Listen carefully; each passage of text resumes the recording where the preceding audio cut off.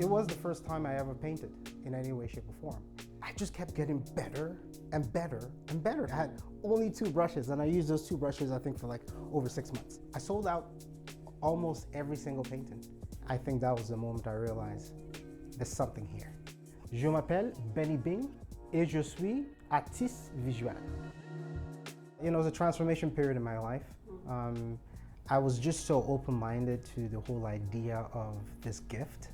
And I think it was more about humility and being humble to receive something I wasn't expecting for Christmas. So I got this gift and I just decided, you know what I'm gonna do? I'm just gonna use it to the best of my abilities and what I can do with it. So I bought a canvas and I decided to use every single tube of color in the box, hence my very colorful style in my earlier works. And I just went with it. I do believe that I've always been creative as a human, ever since childhood, but nothing with paint. And you know, paint and pencils are very different instruments, right? So it was fun, and I think just being open-minded is what allowed the creativity to kind of take hold and just grow, and you know, it was beautiful to watch it and see how it's blossoming, still blossoming. My dad was a painter and a creative, and I think I get a lot of my creativity from him in a sense. But he never really used his paintings to do anything. They were more of a hobby to him. He mostly was a photographer by trade, and that's how he was able to get scholarships to go to school in Europe and eventually ended up in Canada. But I think right now he's so proud because he's seen his son do what he wanted to do for a living. And I think it's a proud moment for him.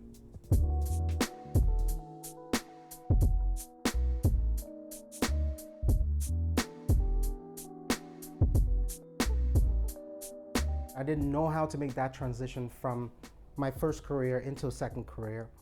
And I struck up this amazing friendship with a neighbor, John, and he was retired Bay Street, and he was now giving out motivation. He was giving motivational talks, and we struck up this friendship. And he said to me, "You should quit your job and do this full time." And I said, "I would love to, but you know, how do you do it?" And he says, "Give yourself 6 months. You know, create a 6-month safety blanket and jump. Do it. And if it doesn't work, you go back to work. And if it does, you never look back again."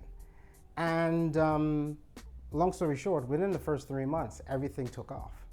How do we tell our story, being Black but from different parts of the world, but still having sometimes very similar stories, right? Because of our Blackness. And how do I participate and tell that story? We are longing for these stories. We're longing to learn and discover more about what it means to be a Black woman, to truly understand. But at the same time, it's important that we also show people who we are and be in charge of our story and telling our stories and not allowing our stories to be told by other people, right? I think that's key and very important.